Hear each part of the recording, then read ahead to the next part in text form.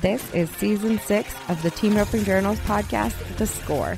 With over 2 million downloads, this is where Team Ropers talk.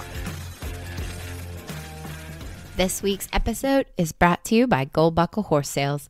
Gold Buckle Horse Sale has come up with a process to take the guesswork out of finding the right horse and allowing both buyer and seller to find the perfect match with confidence.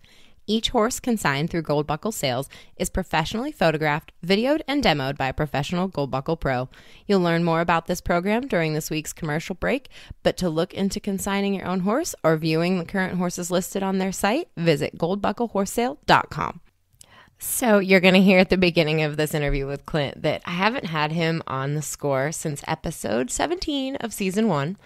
And I'll put it as a link in the bio of this episode and on the Team Roping Journal so you can catch up with it, because I listened to it back before I recorded this episode and I realized that Clint and I covered a lot of ground that I still don't think just a ton of people know about him, because especially back in season 1, podcasting was new to the Western world. People hadn't listened to a ton of The Score. So unless you've started way back at the beginning with those episodes with Aaron Sinigini and Trevor Brazil and Billy Jack Sabins that kind of kicked this show off, you might not have heard Clint's whole backstory, which I think is really valuable for people who are dreaming of a career in professional rodeo, or at least dreaming of a career in the horse industry, or dreaming of a career that involves team roping in some way, shape, or form. Because Clint's story is very much a, kid comes from Florida, has to learn the ropes figuratively and literally, has to learn who to rely on, how to rodeo, all of that stuff. He didn't have anything just naturally a built-in from the ground up. So go back, listen to episode 17 of season 1. It is in the bio of this episode, so you don't have to look for it too hard. Now, on this episode, we're going to talk about what has happened in Clint's career since his first NFR in 2018, which, if you remember correctly, was on the heel side. We talk, of course, about his transition to heading, what he learned at his first finals on the head side, which he did not have a great time, for the record, as well as the battle to get back to the finals and this do or die last month of the ProRodeo season. Plus, we're going to cover Clint's horses, because if you're thinking of Clint Summers, you can't think of him without thinking of great horses. Clint goes hand in hand with great head horses, and we cover the past, present, future of Clint's heading career in this episode. So enjoy today's episode of The Score with Clint Summers.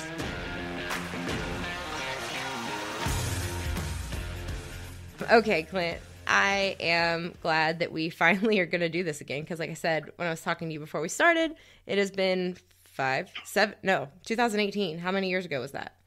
6 years ago. 5 years ago. Math is hard. 5 years ago since we did this. 5 years.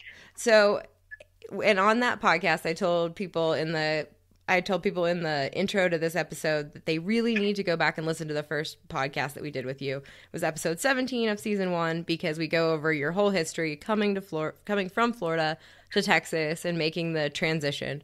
And now we have a whole other shift to discuss in in making the transition to heading. This will be your second National Finals rodeo on the head side.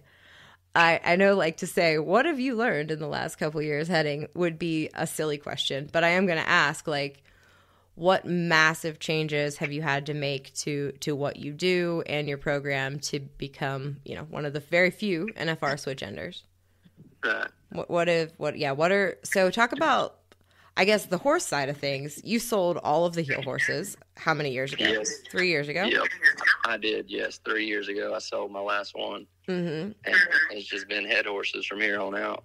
Obviously, I did buy a heel horse, I don't know, a year or two ago. I thought maybe I could get my heel number lowered and I could heel a little bit. But yeah, right. They didn't go for that, no. So I sold that heel horse too.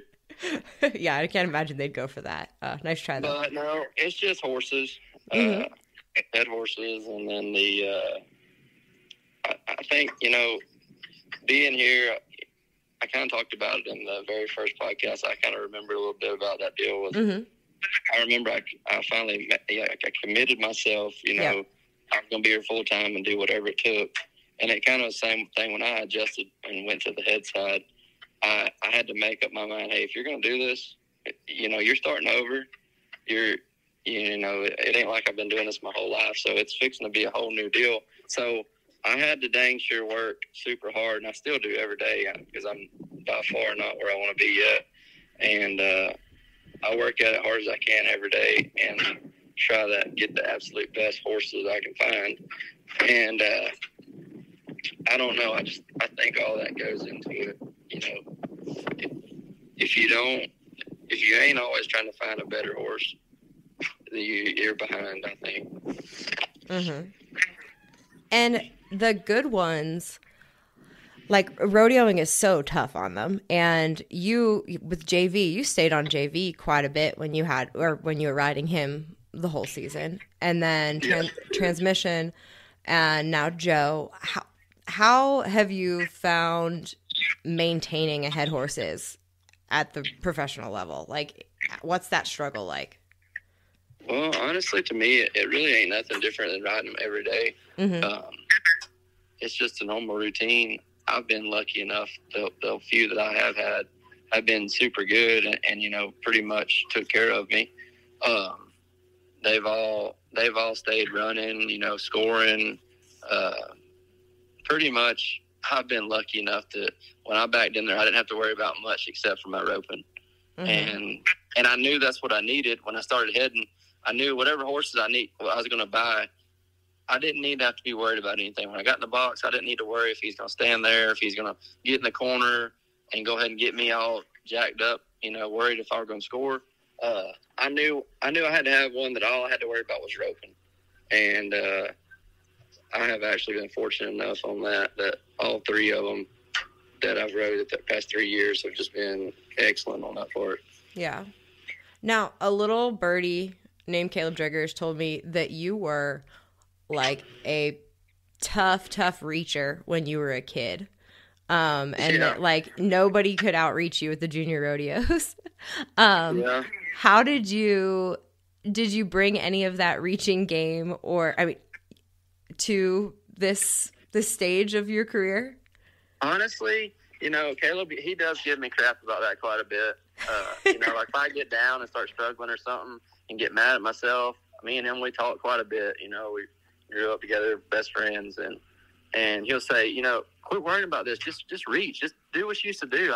He's like, you used to reach so much, and then now you don't ever reach. And I'm like, yeah, I don't feel like I have to anymore.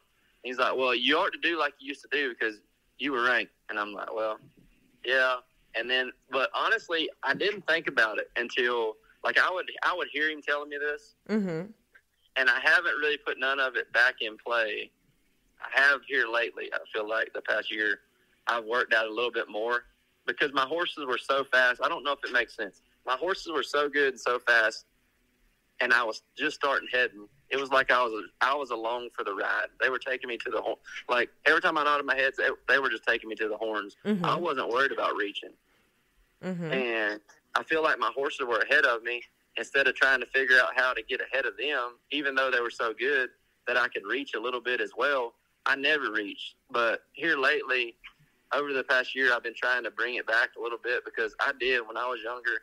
I mean, obviously, we grew up, back east, and we went to lots of slides. That's what me and Caleb kind of did back when we were kids. And we would reach every rope you went to, that's what you do when you back in the box. Sure. You reach.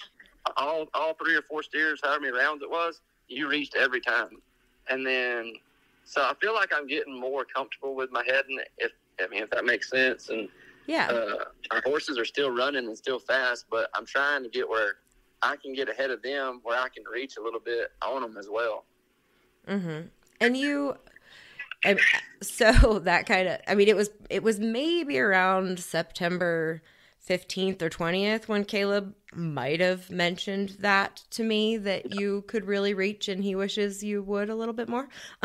So yeah. I feel like maybe a week later in Sioux Falls, did you feel like you had to reach there? I mean, maybe well, I had to step my game up. Yeah. And there was no doubt that I could do it. I felt like, yes, hey, I can do it. I mean, I grew up pretty much doing it, like I said, like at slides and the little amateur rodeos and stuff growing up.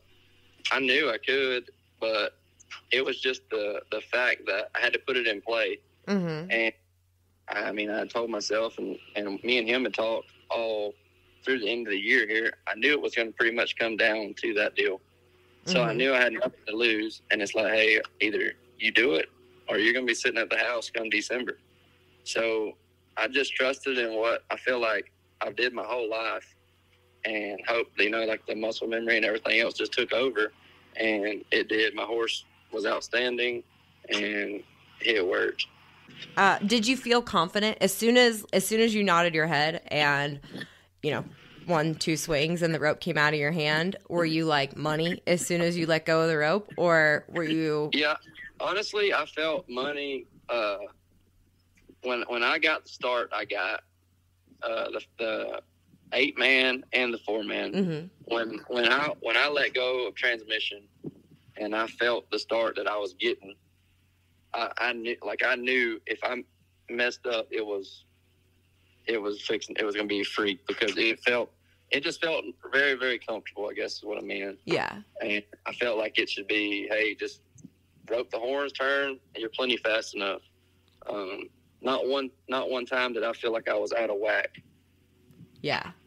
And it's so funny that transmission is so great on those short scores, because he is was he the biggest head horse there? Yes, he's so big. He is. He's bigger than JV. We was comparing them the other day here at the house since we've been back home. Brittany always argues with me about it, and I'm like, I promise, transmission is taller. He ain't quite as long as JV. Yeah. But he's taller than JV is, and it's crazy. He can move his feet like he can. I mean, that horse, you can't get him in a bind. He'll come out of it, I promise you, every time. And so let's rewind on transmission and make sure we get his whole story, because transmission's been one of my favorite head horses for more than a decade. I loved when Jay rode him. I love Rooster. I love that they're half brothers. Why? I mean, and obviously, transmission was in my circuit for the time that JB had him, so I got to see him every weekend go. Why? Right. How did you owning transmission come to be? I ended up with transmission because I was looking for a horse in 21 for the finals, and I didn't know what I was going to do. I've been at Trev's. I rode some of his, and we were back and forth. I didn't really have nothing that I felt like was just jam up over there. I was actually going to end up just taking one of Trevor's, and I knew that transmission had come up for sale, and he was older and wanted a bunch of money. Obviously, he's a great horse. And I was like, I ain't doing it. So then I took a little trip, and I come back, and they called me and said, hey, willing to take a little bit less. Wasn't much, but we would. And my dad has always told me, he said, hey, it don't cost nothing to try one. He said, and you don't ever know what they are unless you go try them. So I got to thinking about it. And transmission, I'm just like you, has always been one of my favorite head horses. Even when I first got out here healing in my rookie year, 2012, he was one of my favorites. And so I called my dad, and I'm like, hey, I'm going to go try that horse. He's like, are you sure? I'm like, yeah, I'm going to try it. He's like, all right. And I told him exactly what he's always told me. I said, you said it don't cost nothing to try him. I said, and he's always been a favorite. So I went and rode him. I went to Cody Snow's house. That's where he was at. And Snow didn't have nothing but muleys. And I was like, well, crap, I want to rope some horns, But I ran 4 muleys. And I knew from the very first muley I ran, I told Ross, he was with me, I said, man, this is the best head horse I ever rode. He said, really? I said, I promise you, however he looks, he feels 10 times better. And so we left that night, called Dad, and I said, hey, listen, I don't know what I got to do, but I need you to buy me this horse. And he's like, man, that horse is old, and da-da-da-da-da, the whole spiel. And I said, well, I need him. I said, he'd be great at the finals and everywhere else. I said, if we can keep him going. So he said, well, get him to the house. It wasn't but, 2 or 3 weeks before the finals in 21.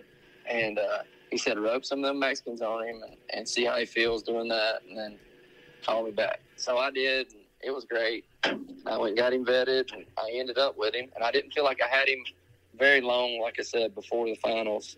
And I was just kind of getting with him. And then now I guess I feel like I feel like I've had him my whole life now, honestly. he's old, but he's still got a lot of fire to him. Yeah. And now the finals, well, I love Transmission is, I mean, like we said, he's one of my favorite head horses of all time. I think he should be one of everybody's favorite head horses of all time because he's just been so cool for so long. But your first finals on the head side did not go how you wanted it to go. It didn't. How was that week? Like, how was surviving that week mentally? Well, it was tough, because growing up, you watch some of the finals, and it seems like there's always a team or two every year that has a hard time, Mm-hmm. And you don't want to be that team if you ever make it. They got to be feeling horrible, and it's like, man, I don't ever want to be that. Well, I went there, first round, I have a steer with small horns, freaking pop it off. I'm like, you got to be kidding me. And I feel like, truthfully, the NFR setup, Sioux Falls setup, Calgary, them setups, there's a lot of setups back east that are that way. And I used to go to them all the time, even when I was a healer, and I would head at them like we were talking about earlier. And I was super comfortable with it. And I just didn't feel like – I felt like I was a little bit nervous, I guess, just being new to heading. I finally made it. I shouldn't have been. I had a great horse. But obviously I had the jitters just a little bit. I felt like I come back after the first round, turned a few good ones. We just had some tough luck, and then I missed another one. And then I felt like about round 7, I felt like me and Transmission started getting, like, our stuff together. Like, I felt super comfortable with him. I'd figured out, how to score him the correct way at that deal because, I mean, I had never rode him in competition until the NFR. And I don't know. It was a rough road there at first out there. I mean, I was happy to be there, obviously, but I was struggling in my mind, too, because I wanted to be on top, and I was at the bottom. What advice did you get when you were going through that? Did you call somebody? Did you look for advice? Were you just fighting it inside your head by yourself? What was going on? No, I didn't really call anybody. Obviously, Trevor was out there, and I would see him a few days, or every day for a few hours or so, and we would talk about it. And he's like, just keep going, just keep battling, do what you do, whatever, don't look back. He's always told me that you gotta have short-term memory. And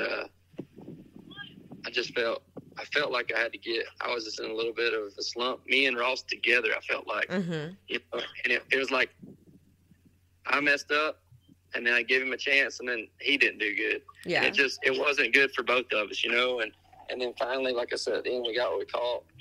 I felt like it was just something we had to push through. There wasn't really nothing no one could do for us or tell us. I think it's more or less something you have to do on your own. Yeah. I think Caesar once described it as quicksand for me. Yeah, it is like you just, the harder you fight, the harder it sucks you down. And it's well, that setup in general, honestly, it's the NFR, so there's a lot of things going through your mind, but that setup should be the easiest setup of the year, I feel like, because the start's super short. As long as the steer goes, you can go right behind him.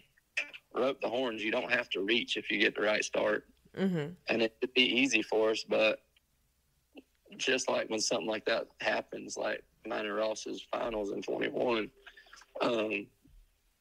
you can get to fight in your head so much and make it way harder than it really is.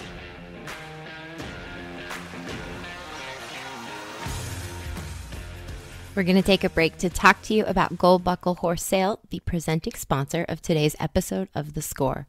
Years of experience have taught the Gold Buckle Horse Sale team that buying the right horse can really be tricky. From looks, demeanor, soundness, temperament, athleticism, to overall mind, there are a lot of factors that go into finding the right horse for you. Gold Buckle has come up with a process to take the guesswork out of finding the right horse. Each Gold Buckle certified horse is photographed and videoed professionally, as well as previewed and tested by a Gold Buckle pro. Now here is the process. Consigners submit an application to be in the Gold Buckle online sale. This application will be reviewed by their pro panel, and you'll be contacted by a Gold Buckle pro. Once that horse is approved, consigners will complete the intake form and pay the listing fee. At that time, your Gold Buckle pro will be setting up your demo and photographing and videoing the horse. Consigners will be given a day, time, and location for their horse to be previewed by that Gold Buckle pro in the area. The horse will be professionally photographed, and the preview will be videoed. The pro will talk through their checklist of items, such as talking about the horse's overall appearance, any blemishes they might have. They'll pick up all 4 feet, they'll saddle the horse, they'll put the bridle on, and they'll show the horse's overall demeanor. The Gold Buckle Pro will also ride each horse to give you and potential buyers their first impressions and overall opinions. So you will have an unbiased third-party evaluation and impression. Once all forms, photos, and videos are received, Gold Buckle will then confirm your sale dates and get them listed on the site. Gold Buckle provides 7 days of constant advertising and marketing for each horse, which is done prior to and throughout the sale. Once the sale is complete, you will be presented with the highest live money bid on your horse. From there, you and the buyer will arrange transportation for the horse. Each horse comes with 30 days of mortality insurance to protect buyers in case something happens. You can learn more about the Gold Buckle horse sale process and find out about upcoming sales at goldbucklehorsesale.com.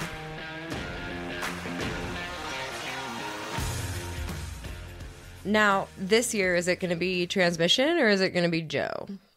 No, it's going to be transmission. Sure. And I'm going to take Joe with me, but as long as Tranny stays rocking and rolling and stays around, I'm going to be on him. And Joe was great all year, though. Talk about Joe. Why did you choose Joe when you could have, there's lots of head horses for sale. Well, not lots of great ones, but Joe was the best one on the market, apparently, at the time. Tell me why Joe. Mm-hmm. Well, Joe, I'd seen JD ride him for a few years, and every time I seen him, that sucker scored and could haul butt. And I was like, golly, man, I want that horse. I was drooling over him pretty much. And I would ask JD every time I seen him. He's like, no, he ain't for sale and this and that. And so, like I said, I guess him scoring and running like he did, it was like, He's in my eyes, he was the best one. And right now, still in my eyes, he's the best one. I don't think I've ever rode a horse that good in my life. Mm-hmm. I say that about a lot of them, but I've been fortunate to own several great horses. And but anyway, Joe, he's been absolutely amazing to rodeo on. And I knew he would be. I mean, he's tough. Like I said, he does a job every single time. He don't ever try to take any shortcuts. And gives it all he's got every time. I rode him. I tell you what, I rode transmission at all the buildings except for Houston. Mm-hmm. And I actually took Joe to San Angelo as well. I was just curious to see what he would do in that little building, Yeah. Mm-hmm. And he was hands down great. I mean, yeah, just like he would be outside, but he was in that little old tight setup. And but after that, I literally rode Joe every steer all summer long. So what is JV doing? Is JV going to be a backup horse for next year? What's he up to? Yep. I rode JV pretty hard a couple years ago, and then took him and hauled him around, rode him some last year. And he's 14, he'll be 15 this year, and I felt like I had Joe, and I knew I was going to be wanting to ride him pretty much everywhere. So I decided to give JV the summer off, or the year off, pretty much. Mm-hmm. He's been here at the house, just turned out, hanging out. And I actually have a good buddy that's a number 4 that likes to rope every now and then. And he come by the house during the summer, and he would ride JV. He wanted to rope on something. I'm like, man, JV's in the pasture. Get him up. I knew he wouldn't run but 4 or 5 steers. Sure. I said, get JV up, ride him. And so he actually rode him a handful of times, and he loved him. And but I got shoes put back on him the other day, and we've been exercising him, and I plan on riding him this summer. I feel like I'm going to ride him and Joe this coming summer quite a bit. Well, that's funny. First, there's a couple funny things to that. One thing is that people tell me that, that horse looks tough, or that even that Trevor's horses in general might look tough, or they can be. So I guess a number 4 going and catching JV out of the pasture and having a nice time heading on him. And that's what Trevor always said, that JV, for as big and racy as he was so easy and so talented. Yeah. No, he definitely is. I feel like JV knows, he just knows the difference, if that makes sense. Like, when I back him in there at the rodeo, he knows that we're not just running to the back end. Yeah. He knows that it's business time. He does look like, he's a little tough to ride, but he don't ever really do anything, as far as dropping a little bit. It ain't like you stand up to throw and he takes your throw away. He's not going to drag his leg and come back until Yes. You get the horns. Hey, yeah, you better be aggressive at that point. But that's just him doing his job. Because, I mean, like I said, my buddy's a number 4. He don't ever hardly get to rope.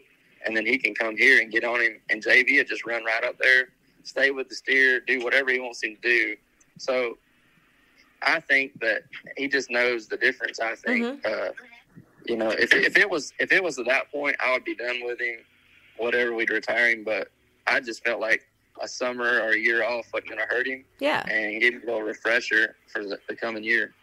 That's good. And then he is he a maternal or a paternal sibling to Winter's Version? Yes, they are. They are full siblings. Which is crazy. I think when we first started writing about JV, we mentioned that he was related to Winter's Version, but maybe people didn't really know who Winter's Version was up until last week. And now... Yeah, no kidding, huh? Now I would think people, if you're paying even a little bit of attention, you know who Winter's Version is. Did you watch that sale? Is that unreal or what? Holy cow. That's going to be cool. And they announced today that they're actually going to send it. So, and if anybody's listening and doesn't know what we're talking about, Trevor and Miles and Melanie and Ty at Solo Select just sold a son of Winter's Version named Blackout to Victory Farms at the Pink Buckle sale for $875,000. And they actually, I don't know if you saw, they announced today that they're going to syndicate that stud. Really? Yeah, $50,000 a slot. They're going to syndicate him. 19 slots available, which actually we're talking at 2:10 p.m. They announced that at like 5 a.m. this morning, so there's a very good chance that there aren't any more slots left by the time anybody listens to this episode. They're probably all gone. Yeah. Now, you don't have any Winter's Versions in your up-and-coming futurity string, right? Not yet. I have some inside some mares right now. Me too. I'm very excited. I was like, I've been trying. I tried last year to get me some, and it didn't work out. I couldn't get them to take, and so we just pushed it off till this year. Yeah. And I got some mares bred to him. Which mares did you breed to him? I know this is a barrel racer. Some driftwood mares, actually. Nice. That'll be cool. Driftwood. One of them. Let's see, a driftwood, and then one's a own daughter to Dinero. So we'll see. Yeah. We'll see what it's like. I bred Hope Thompson's Super Chrome Ink, the black. That's the Starlight Gypsy to him. So I'm excited about that. Sweet. What futurity horse, what up and coming, what are your next great ones, Clint? What are you thinking is going to be, that you're going to be seasoning at the jackpots next year? For next year, I don't really know. I know for the next couple of years, I got a couple that will be they're 6 this year, and they'll get showed at this futurity, and they'll go into the jackpot and rodeo string, and I have high hopes for them, which is Step in Small Town that Trevor's got right now. And then I have one as well here at the house, Sorrel, that I rode last year, and I'll show him this year as well. Tough Spook. You were them 2 horses. Were you third on that one last year? What? Yes. Yep, I was. I forgot all about it because I haven't seen it at the futurities because you've been rodeoing. I haven't. And I told Trevor that through the summer. I said, I don't know what I was thinking. I hauled that horse around all summer with me, just, taking him up to the rodeos and tying him up by the boxes and all that stuff during the perfs, just letting him see things. And I said, I should have just left him with you and let you show him. And he said, yeah, you should have. And I didn't think nothing about it.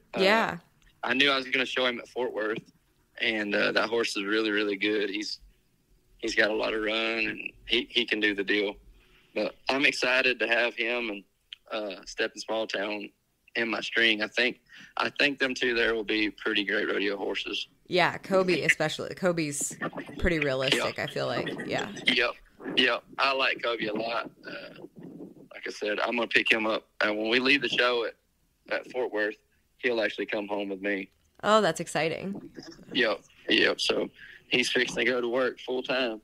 Heck yeah. Very cool. Well, the last thing I want to talk to you about is how has fatherhood changed things for you this year? Man, not much sleep is all I can say. I didn't know I could function on such less sleep. I ain't gonna lie about that. Okay. But it's been great. Yeah. It's been great. the older he gets, the more and more personality he gets, obviously, and it's pretty dang fun. It changed our life completely. I don't know. I don't feel like you're ever ready for any of it, but you just have to adapt and go along and figure everything out. But he's been a blessing for sure. He dang sure makes you look at life a lot different. Yeah, for sure. Well, okay, I said this was the last thing, but I always do this. You said something about not a lot of sleep. I feel like you might, I don't know, do you win the award for the least sleep in all of professional rodeo because you will not get on an airplane? Maybe. I'm pretty lucky, though. Brittany and her dad actually went with us a lot this summer, and so they helped me drive quite a bit. So I don't have to drive too much, but yeah, I probably do win that award, I'm going to say. I just like it. Can we talk about why? Because it is a little weird. I just like going in my own rig. I like taking my own horses. Obviously, I could probably send another rig with my horse and then fly over there, but I don't like flying. I don't like it. I used to fly quite a bit and had a bad experience one time, and I was flying around up there and I told myself, I said, Lord, if you'll get me out of this airplane and just let me get on the ground, I won't ever get up here again. And I got down, and I felt like, you know what? I made it out of that one time.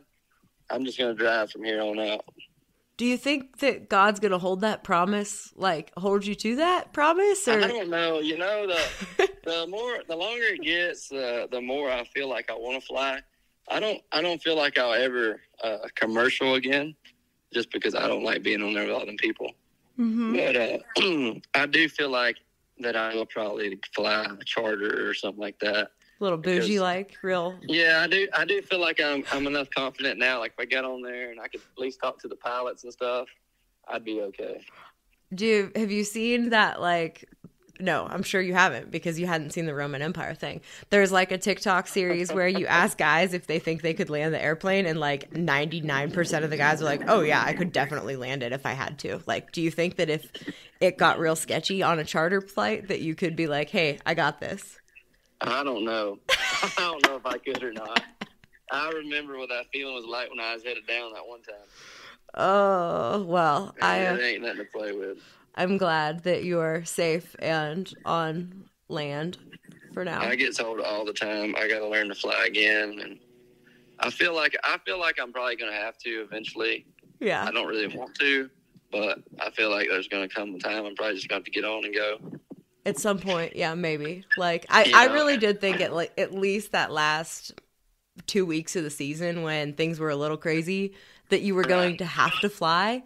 I did too, and I made up my mind because I know a guy or two with a plane. I kept telling myself, if it comes down to it, I'm just gonna have to do something. I don't know if they got a drug or something I can take, but I'm getting on and I'm going because I've did all this year. I'm not messing up and not gonna be able to go just because I didn't get on an airplane.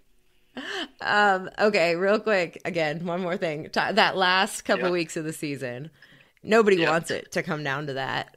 But what was your mindset? I mean, you said like as far as reaching, you were going to have a little muscle memory, everything. But like that whole last month, did you never? The whole last month was, man, it's like nothing I've ever went through before. Because the last two times I made it, I didn't go in number one, but we pretty much had the finals made before the last month. Yeah, and so.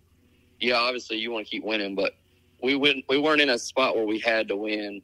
And I knew that I had a great chance. And I knew that I had to win at Pendleton. I knew I had to win at Abilene for some more points to get into Sioux Falls. Because at that point, I knew that rodeo was going to be the kicker that got me in. Or, if I didn't get in there, I had no chance. Mm-hmm. So I pretty much knew, hey, listen, you got to be on top of your game. I mean, you're going to have to turn steers for money. You can't do nothing stupid. Somehow there's no messing up at this point. If you do, you're done. And I just feel like I had to be more focused than I ever have in my life. Normally I like to shoot the crap a little bit and sit around there was none of that going on. I didn't feel like this past month. It was all business, and it was good too, because I feel like in a way I learned a lot from it too, Chelsea, because I don't know. I've gotten more and more comfortable all year long heading anyway. I just feel like it's the more I've headed at the rodeos, I've got where I'm more and more comfortable. But just like the deal at Sioux Falls, I don't feel like if I didn't put myself in that position where I had to do that, who knows if I would have ever opened on up and did it, if that makes sense to you. You know what I'm saying? I might have just stayed with the same old deal I've been doing, and it might have took longer. Well, I might have got put in that position for a reason. Is the way I look at it. You know, because I've been doing the same old thing. Well, maybe there was a reason I got put in that position, because it was wanting me to open up and, you know, do what I'm able to do. Yeah. I will remember like running off the VIP deck, which I'm not saying VIP deck because I was baller. I'm saying running off, that was where they had the press. So I running out the hallway and like almost getting run over by Jake, who was also running at you, like running on the rubber mats down through the hallway in this. He was coming and I was sprinting out behind him by the time because we were so excited for you. That was just like, you had your family there. You had. It was a cool feeling because, I mean, we weren't the only ones. It was neat because, I mean, there was dang calf ropers, there was bulldoggers, there was people from every event watching to see what happened with us. You know what I'm saying? Yes. And like, I remember going out the back, and Haven, he's sitting over there and he hollers at me. Will Loomis and them guys, they seen it. They, you know, they were all pumped for us. It was a pretty cool feeling. You know, we were all on edge, and everybody was wanting to see what happened, and that was dang sure fun. And like we talked about after, it wasn't like you had to go out there and catch. Like, those guys could have been easier on you, really. Heck no. When I backed in there before I went in the box, T-Way and then went 3-7, and then Coleman right before me goes 3-4, and I know in my head, hey, you got to win second or better. I'm like, you got to be kidding me. But then I'm like, another side of me kicks in. I'm like, all right, 3-7. That's doable. Yeah. And so it was kind of the same deal. Don't make a mistake, and this is your chance. Either you do it or you don't. Uh-huh. I have chills right now thinking about it because I can't. I have a problem of rooting for everybody all the time, and I just want everybody to do their best and have fun. Yeah, no, I do too. Honestly, I don't want nobody to do bad. Yeah, but I was. At that point, it's like, hey, I got to beat one of you. I'm sorry, but I got to do something here. That was so exciting. It really was. It was like, I don't know. It felt like the 10th round of the NFR just because it meant so much to get back there. It did. That's probably, this trip will definitely, I think so far it's going to be the most special one just because of the way it all happened. Yeah. It's pretty cool. I don't know. That was a fun deal. And for some reason I felt like I had a lot of confidence, and I don't know if maybe it's because I knew, hey, either you do it or you're not going to make it, one of the two. Yeah, it was going to be over either way. It was either over or you was making it, one of the two. And I felt like the last, I don't know how many steers, I turned quite a few there at the end. And, you know, it always goes through your mind. It's like, man, surely we got another one in. Surely we got another. Because at some point in statistics, you're going to mess up at some point. You know what I'm saying? Yeah. Mm-hmm. And it's like, man, I just hope it ain't this one. But then at Sioux Falls, it never really and truly like crossed my mind like that. It was like confidence. Like, I know that we're fixing to do good here. We just got to get it over with. Mm-hmm. And we got to beat 3.7 seconds. Yeah.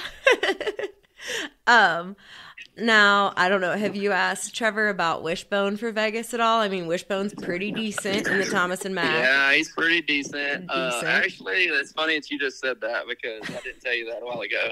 That was part of our conversation earlier. That's funny.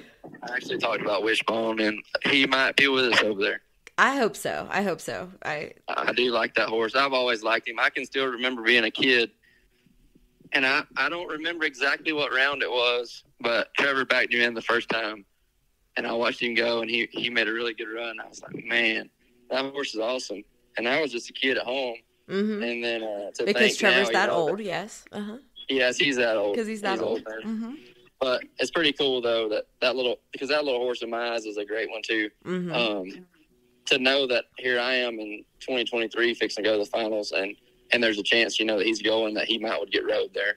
Yep, absolutely. Well, I have told you that was the last thing like 4 times now, so I will let you go and get back to your day of practicing. But thank you, Clint. I appreciate it. I appreciate you. All right, we'll talk to you soon. Okay, see Bye. You.